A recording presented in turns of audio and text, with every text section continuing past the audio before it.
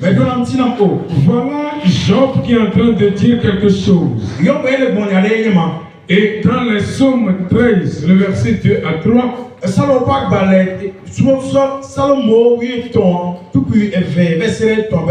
et lui aussi dit quelque chose.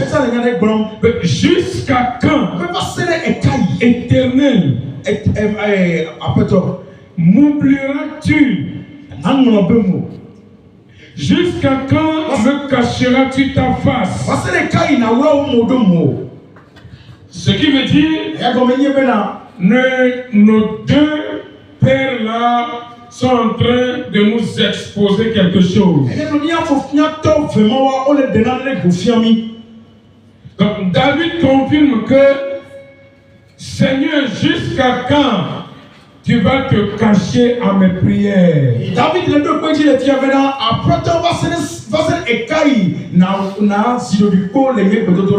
Il a crié à Dieu.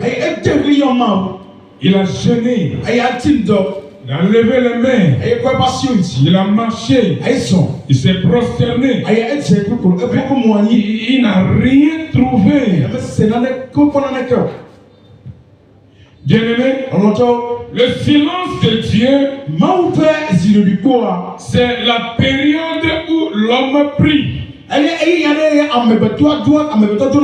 Il cherche. Il attend une réponse, mais ne perçoit ni intervention, ni direction, ni manifestation de Dieu. Donc il prie, il cherche, il attend une réponse de Dieu, mais il n'a aucune manifestation de la part de Dieu.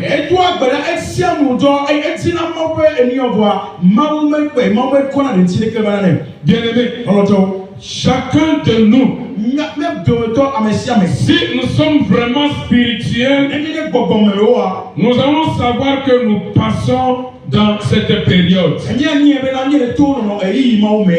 Mais j'aimerais te dire quelque chose, que le silence de Dieu ne signifie pas nécessairement son absence.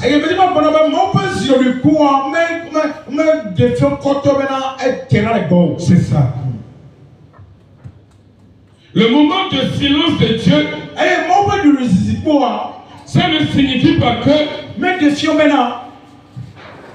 Dieu s'est mis à l'écart, qu'il ne peut plus te voir. Non. Dieu peut rester silencieux sans être absent. Vous voyez, dans la vie de Joseph, Joseph était en prison. Est-ce que Dieu était avec lui?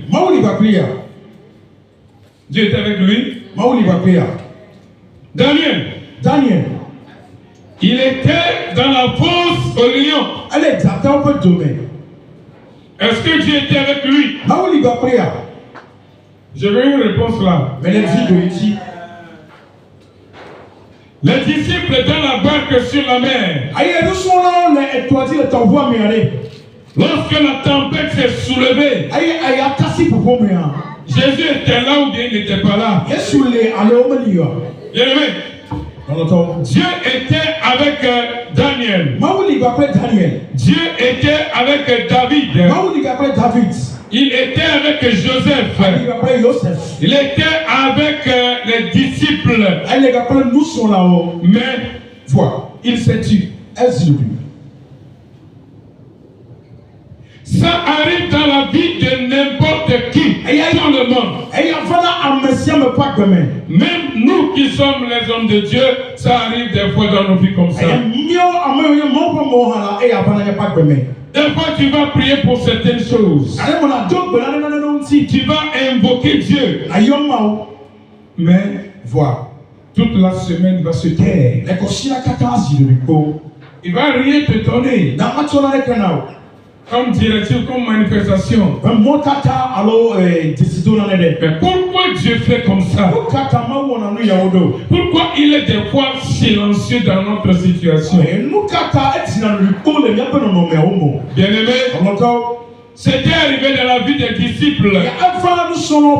Et si ça arrive à quelqu'un aujourd'hui, qu'est-ce que la personne pourra dire? Immédiatement, il y a certaines personnes qui prennent des décisions. Dieu n'est plus dans le temple. Dieu n'est plus avec moi. Dieu n'est plus avec son nom. Et ils disent de n'importe quoi. La première des choses que je vais te dire ce soir, Dieu reste parfois silencieux pour t'aider à marcher dans la foi, pour t'apprendre à marcher dans la foi. Bien-aimés, nous ne sommes pas en train de faire une adoration charnelle.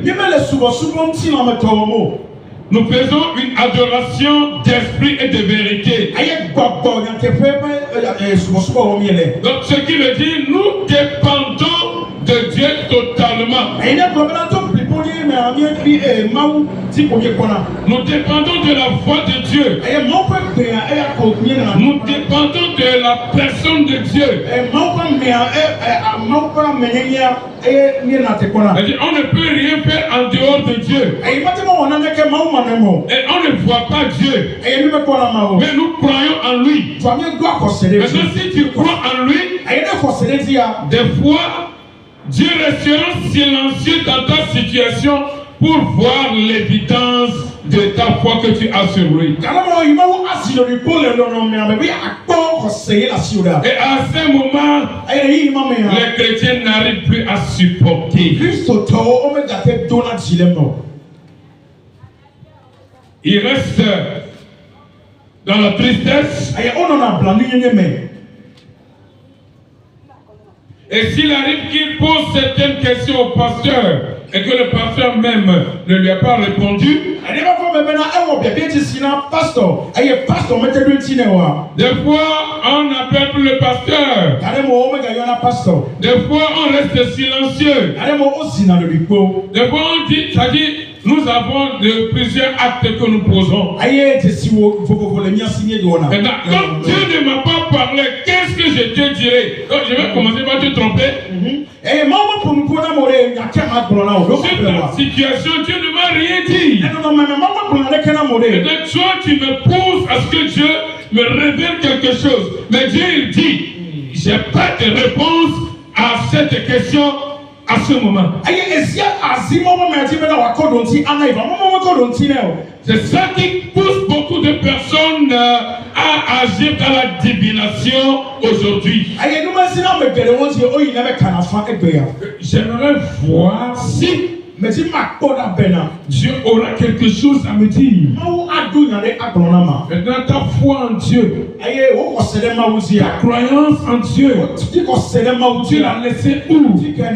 Tu dis, la Bible dit, nous ne marchons pas par la vue, mais nous marchons par la foi. 2 Corinthiens 5, le verset 7. 2 Corinthiens 5. Le verset 7, voilà. Il dit quoi? Nous ne marchons pas par la vue, mais par la foi. Que le lecteur peut le lire. Voilà. 2 Corinthiens 5, le verset 7. Car nous marchons par la foi et non par la vue. Amen. Amen. Même si tu n'entends pas la voix de Dieu aujourd'hui, continue par le faire confiance. C'est un Dieu, ce n'est pas un être humain. Ce n'est pas une statuette que tu dois voir avant de croire. Non, nous ne marchons pas par la vue, mais nous marchons par la foi. La seule chose que tu dois savoir est que tant que Dieu t'a laissé vivre, il faut savoir qu'il a certainement quelque chose à te dire, à te faire. Amen. Fais confiance en lui. Joseph, dans sa situation, il a traversé beaucoup de choses. Dans les mains de ses frères, ils l'ont vendu. Arrivé en Égypte, regardez la femme de Potiphar, qui l'a tendu des pièges. Et on l'a amené en prison. Et s'il arrive qu'un chrétien d'aujourd'hui, il est dans cette situation, beaucoup de personnes diront que vraiment il a fait quelque chose, c'est pourquoi il est allé en prison. Il a fait quelque chose. Il a certainement péché. C'est pourquoi il est tombé malade. Certainement il a agi autrement, négativement. C'est pourquoi ces choses arrivent dans sa vie. Bien-aimé, tu es en train d'éprouver ta foi. Voici, tu peux marcher en foi en gardant toujours la confiance en lui. Rien ne sert d'être chrétien sans être éprouvé. Au matin, Christ